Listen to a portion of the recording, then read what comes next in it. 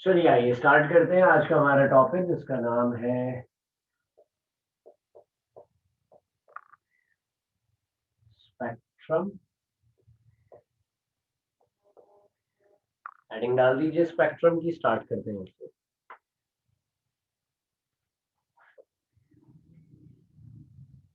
इसकी डेफिनेशन मैं आपको डिक्टेट कराऊंगा, डेफिनेशन लिखिएगा फिर मैं आपको आगे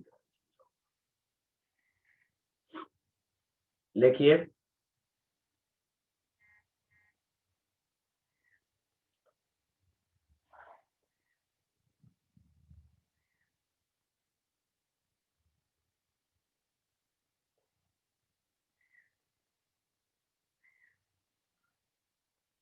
A band of rays, a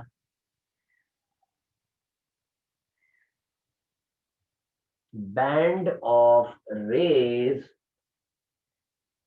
of different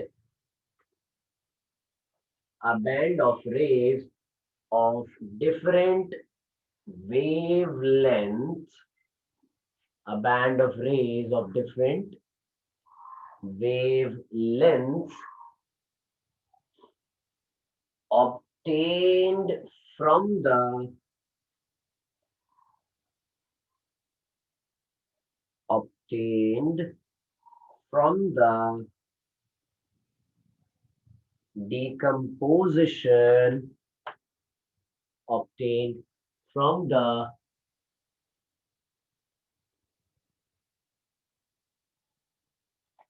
obtained from the decomposition of the radiation। क्या लिखा हमने? a band of rays of different wavelengths obtained from the decomposition of radiation is called spectra।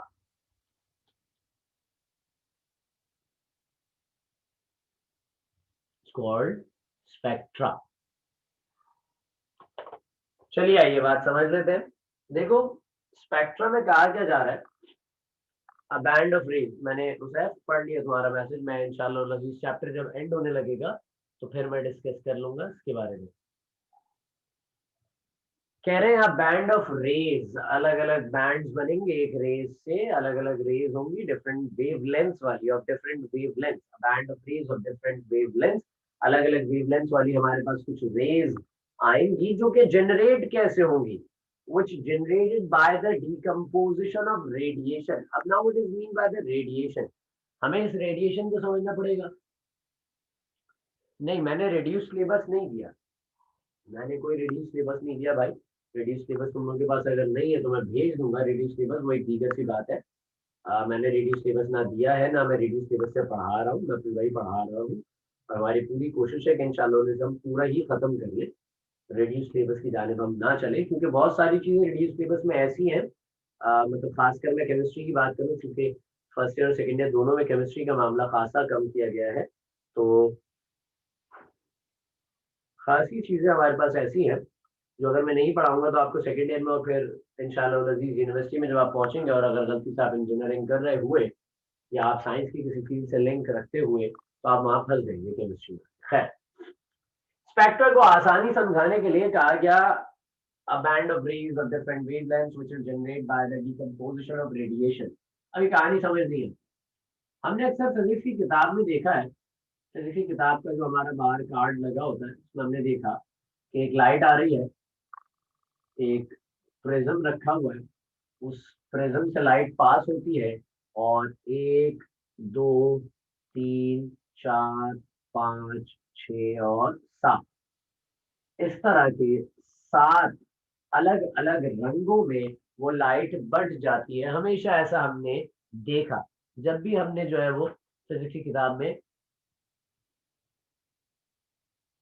जब भी हमने फिजिक्स की किताब में देखा तो हमें नजर आया कि यार कार्ड शीट के ऊपर ही बना होता है कि एक मोनोक्रोमेटिक सोर्स से लाइट आ रही होती है, एक सिंगल सोर्स से वो लाइट जब प्रिज्म में जाती है तो प्रिज्म में जाके डिकम्पोज हो जाती है। लाइट एक ही थी, वो एक ही लाइट आई और वो एक लाइट आने के बाद ब्रेक डाउन हो गई, डिकम्पोज हो गई, टूट गई वो लाइट कुछ अलग अलग हिस्सों में, और वो अलग अलग 7 रंगों में बढ़ती चली गई, और फिर हमारी फोटोग्राफिक प्लेट के ऊपर या हमारी थिन फिल्म के ऊपर उसने अपना शेड जनरेट करा। अभी जो लाइट है, ये एक लाइट अपना एक अलग शेड जनरेट करेगी, दूसरी लाइट अपना एक अलग शेड, तीसरी का अलग, चौथी का, पांचवी का, छठी का और सातवीं का। हर लाइट का एक अपना जाती अलग शेड हमारे पास जनरेट होगा। बात समझ रहे? हर लाइट का अपना एक जाती हमारे पास शेड, सेपरेट शेड जनरेट हो जाएगा। अच्छा, अब ये जो सेपरेट शेड जनरेट हो रहा है, इसे हमने नाम दिया स्पेक्ट्रा। स्पेक्ट्रा के लफ्ज की मैं अगर माने समझाऊं तो हम इसे शेड के तौर पे ही कंसिडर करते हैं। बेसिकली ये एक फिनोमेना था जिसमें हम रदरफोर्ड एटॉमिक मॉडल को भी जज करेंगे, और जो है वो नील बोर्ड एटॉमिक मॉडल को भी हम जज कर देंगे अपने पास। लेकिन पहले उसके लिए हमें स्पेक्ट्रा या स्पेक्ट्रम को समझना खासा जरूरी है। बात यहाँ तक आप मेरी समझते हैं?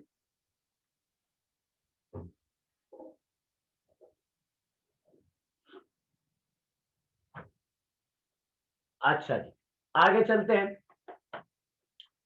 अब स्पेक्ट्रम्स जो होते हैं, वो स्पेक्ट्रम्स दो तरह के होते हैं। कितनी तरह के स्पेक्ट्रम्स होते हैं हमारे पास? दो तरह के हमारे पास स्पेक्ट्रम्स होते हैं।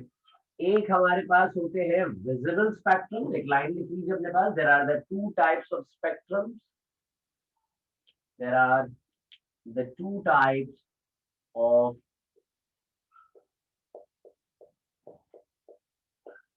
स्पेक्ट्रम्स।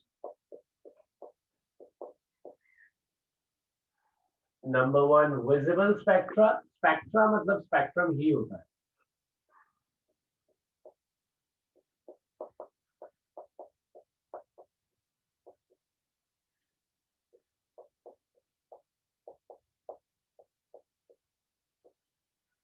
और दूसरा है इनविजिबल स्पेक्ट्रम। अब देखो, ये तो हम दोनों को लफ्जों से ही जान पा रहे हैं स्ट्रेट अवे कि भाई हमारे पास लिखा गया है विजिबल स्पेक्ट्रा और एक जगह लिखा गया है इनविजिबल स्पेक्ट्रा।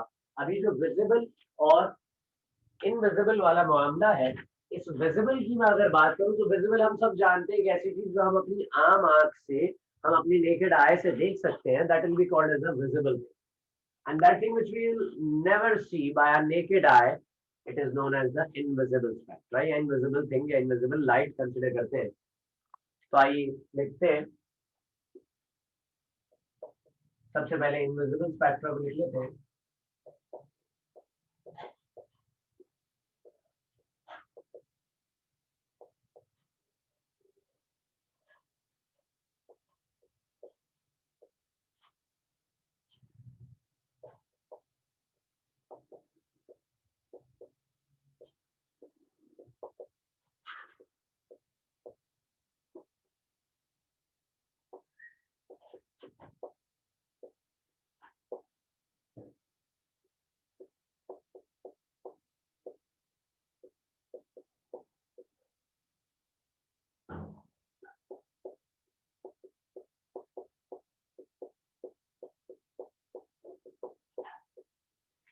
देखो, लाइट कोई भी हो मेरे बेटे, लाइट हमेशा स्पेक्ट्रम जनरेट करती है।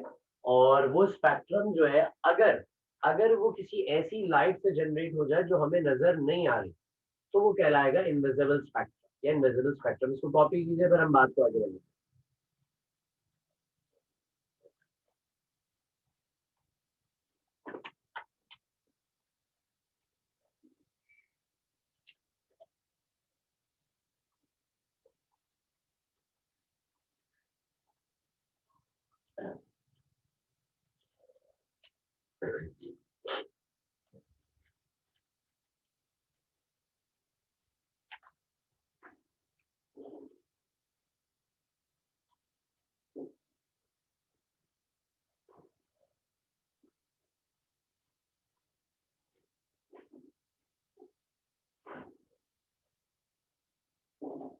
मैंने लिखा हुआ है the spectrum made by the light which we cannot the spectrum made by the light which we cannot see by our naked eye is called invisible spectrum.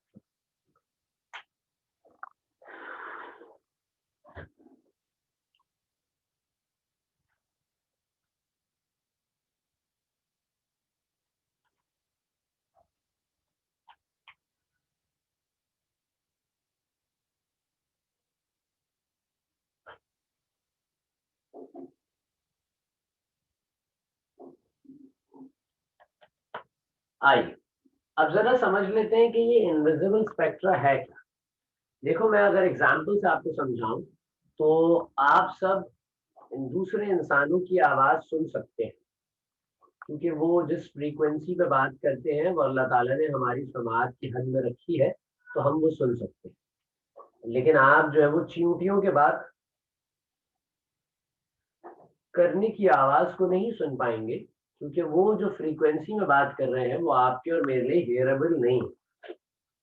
इसी तरीके से हमारे सुनने की भी हमारे सुनने की जिस तरह से समाज का मामला जिस तरह से है, इसी तरह से हमारी बीनाई का भी मामला है। हम एक पर्टिकुलर मीडियम में देख सकते हैं। अल्लाह ताला ने इंसानों को एक पर्टिकुलर मीडियम, एक पर्टिकुलर एरिया दिया है कि इस पर्टिकुलर एरिया के अंदर जितनी लाइट है वो इंसान देख सकता है। एक उससे पहले है और एक उसके बाद है।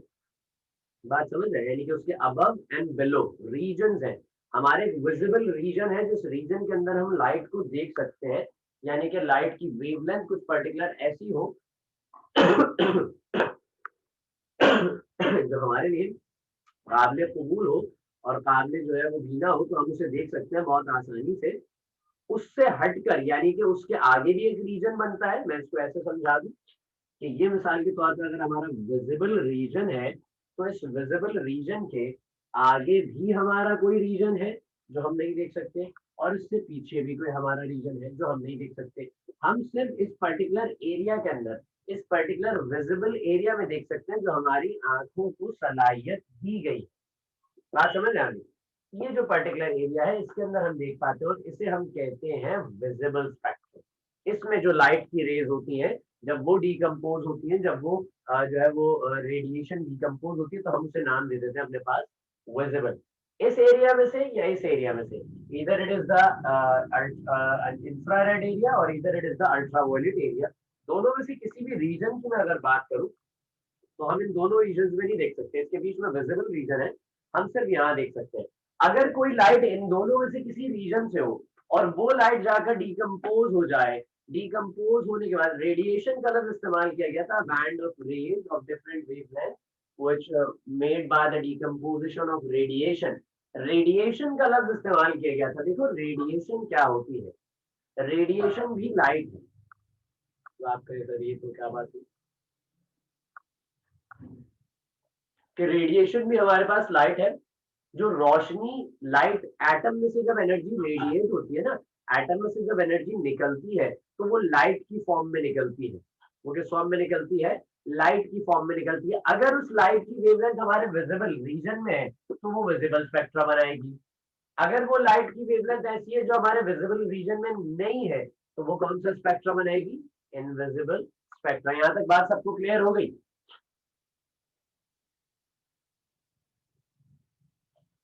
बाय आर नेकेड आई लिखा हुआ सी के बाद।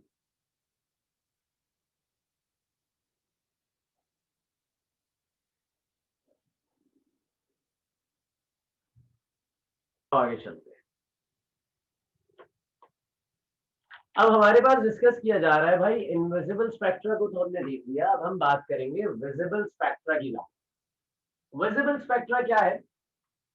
विजिबल स्पेक्ट्रा जो है, लाजमी सी बात है, वो लाइट होगी जो हमारे लिए विजिबल है, जिसे हम अपनी आम आंख से देख सकते हैं, ये वो लाइट होगी। तो आइए विजिबल स्पेक्ट्रा के बारे में भी लिख लेते हैं।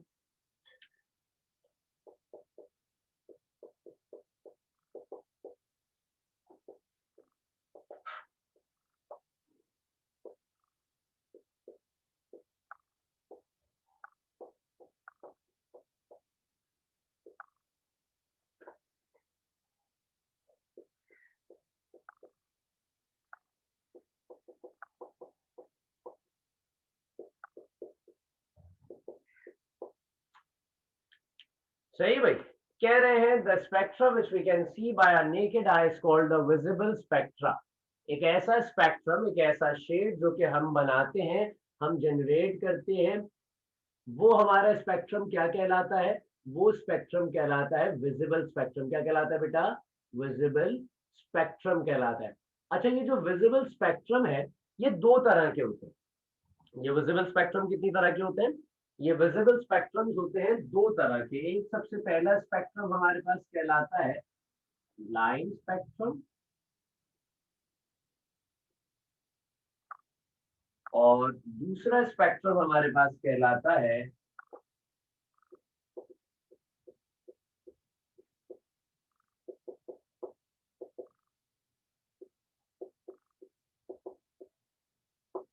Continuous spectrum.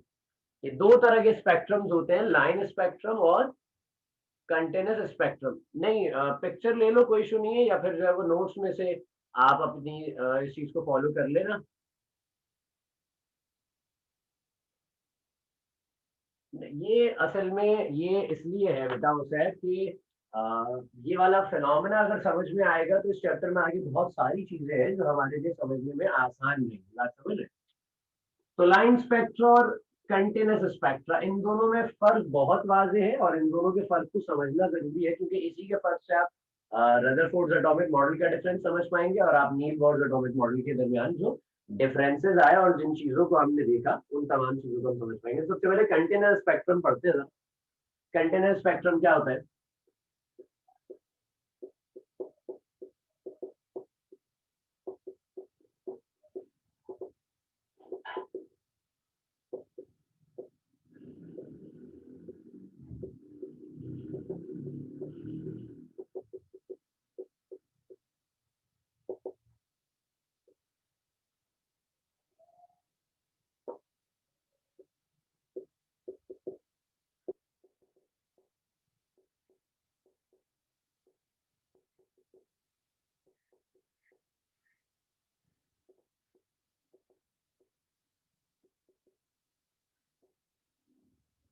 कंटिन्यूस स्पेक्ट्रम कह रहे हैं हमारे पास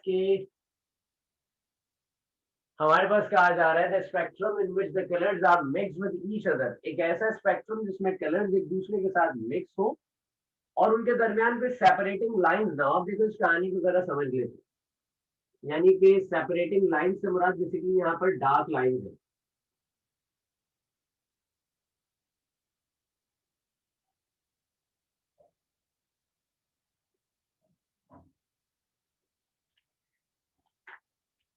अगर हम देखें तो हमारे पास ये सारे कलर्स आते जाएंगे और इनके दरमियान कोई सेपरेशन नहीं होगी।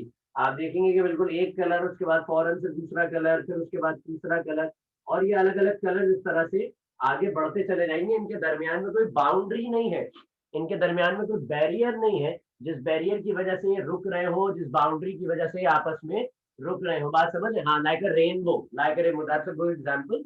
लाइक अ रेनबो, जैसे हम आसमान में रेनबो देखते हैं तो अल्लाह ताला ने उसके अंदर जो है वो कोई पेंसिल से लाइन नहीं बनाई हुई उसको सेपरेट करने के लिए। ग्रीन कलर अलग होगा, वॉयलेट कलर अलग होगा, येलो कलर अलग होगा।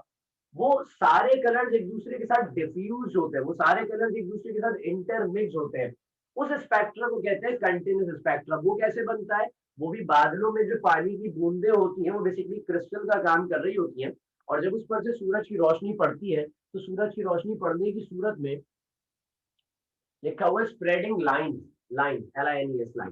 तो जब सूरज की रोशनी उस पानी की बूंदों में से गुजरती है तो वो एज अ क्रिस्टल काम करते हैं और उस लाइन को, वो जो लाइट आ रही थी उसको डिकम्पोज करने में मदद देते हैं, एज अ क्रिस्टल काम करते हैं। तो जब वो लाइट डिकम्पोज होती है और प्रॉपरली डिकम्पोजिशन होती है उस लाइट की, तो फिर हमारे पास जनरेट होता है कंटिन्यूस स्पेक्ट्रम। क्या जनरेट होता है हमारे पास? ये कंटिन्यूस स्पेक्ट्रम हमारे पास जनरेट होता है। बात यहाँ तक आप मेरी समझ गए?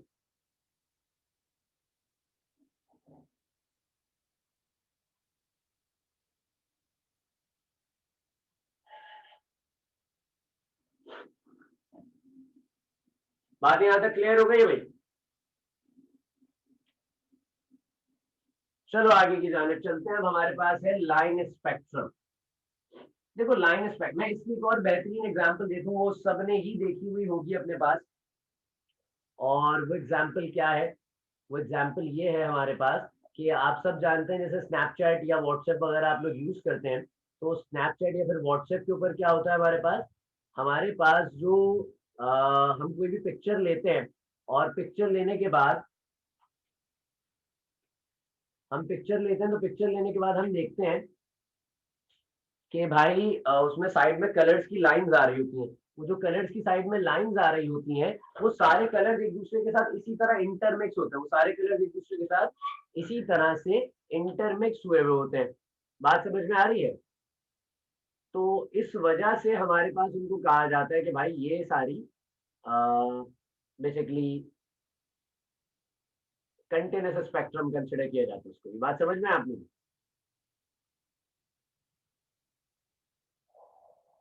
वकास बात समझ में आई तुम्हें आ रही मेरी?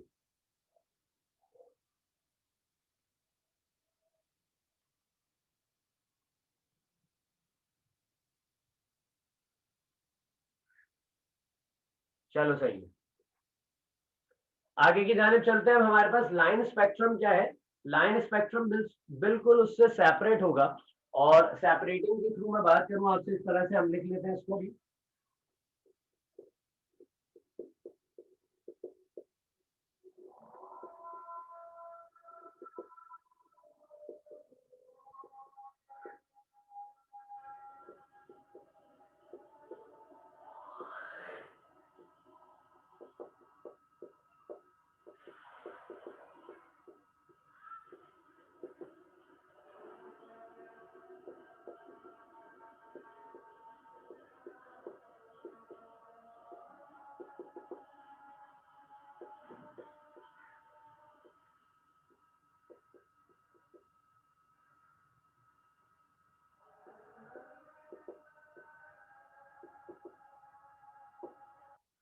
क्या जा रहे हैं, हमसे कह रहे हैं, हाँ अजान हो रही है, अजान के बाद जब हम डिस्कशन स्टार्ट करते हैं। बेटा वहां ईच अदर के बाद लिखा हुआ है हमारे पास कि the spectrum in which the colours are not mixed with each other and there are separating lines between them. अच्छा, दोनों डेफिनेशंस में एक चीज लिख लेना, मैंने लिखी नहीं, इसके इख्तिताम में लिख लेना इस बात। इज कॉल्ड, जो लोग लिख रहे हैं वो साथ साथ लिख लीजिएगा, इज कॉल्ड कंटिन्यूस स्पेक्ट्रम, और यहां पर हम लिखेंगे इज कॉल्ड लाइन स्पेक्ट्रम। अगर लाइन स्पेक्ट्रम को भी मैं बता दूं आपको कि किस तरह का होता है। देखो ये आया रेड कलर, जैसे हमने वहां पर देखा था रेड कलर था, यहाँ पर भी रेड कलर है।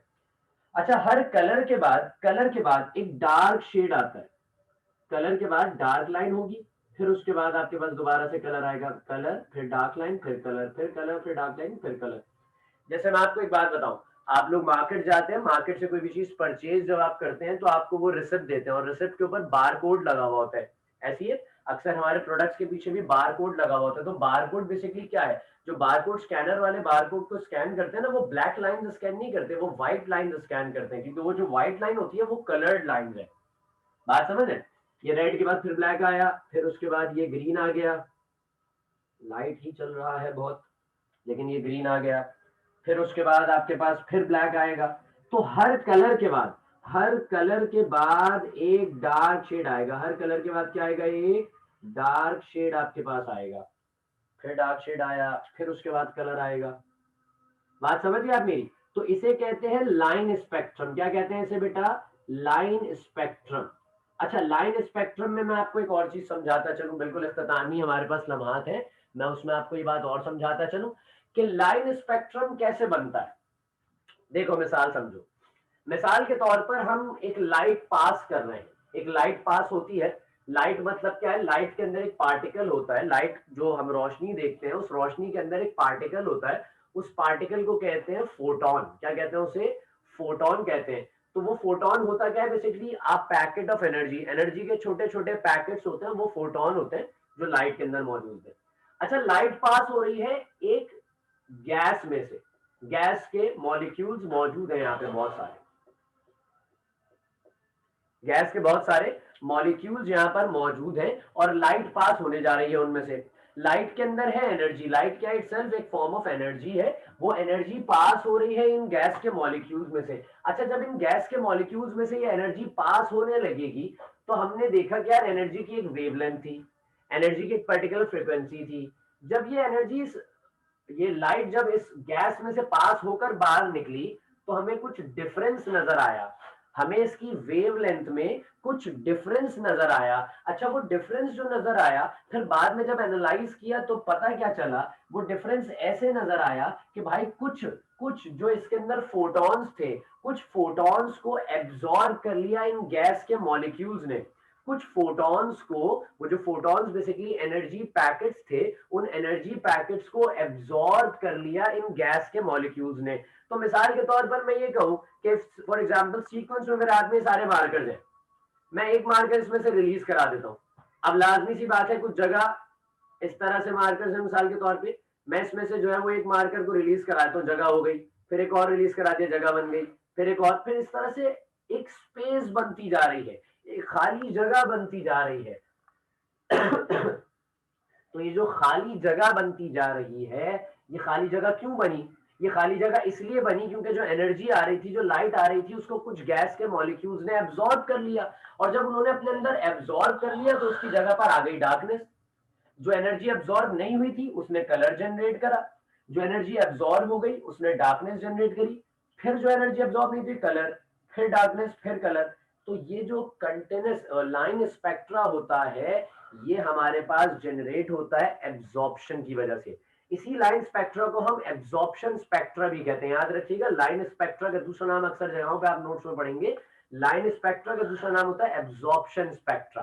सही, ये जो डार्क शेड बनता है ना बेसिकली, ये बनता ही एब्जॉर्प्शन की वजह से। और ये जो कंटिन्यूस कलर बन रहा है, मतलब मैं अगर इसी के अंदर एग्जांपल दूं, डार्क शेड बनता है एब्जॉर्प्शन की वजह से, और ये जो रेड या ब्लू या ग्रीन जो भी आपके वॉयलेट कलर्स होते हैं, वो जो कलर्स बनते हैं वो बनते हैं रिलीजिंग, यानी कि इमिशन, इमिशन ऑफ एनर्जी। ये एब्जॉर्प्शन ऑफ एनर्जी होता है डार्क शेड, और ये जो होता है कलर, ये इमिशन ऑफ एनर्जी होता है। बात यहां तक समझ में आ गई सबको? हाँ बेटा, बेटा बस एंड कर रहे हैं, जैन बस एंड कर रहे हैं, चल सीन है। सही है, यहाँ पे हम आज की क्लास को इख्तिताम कर रहे हैं। इंशाल्लाह लजीज हम यहीं से अपनी नेक्स्ट क्लास स्टार्ट करेंगे। बहुत शुक्रिया, अस्सलाम वालेकुम। कोई सवाल अगर हो तो पूछ लेना मुझसे क्लास में, फिर वो व्हाट्सएप कर लेना या क्लास में पूछ लेना।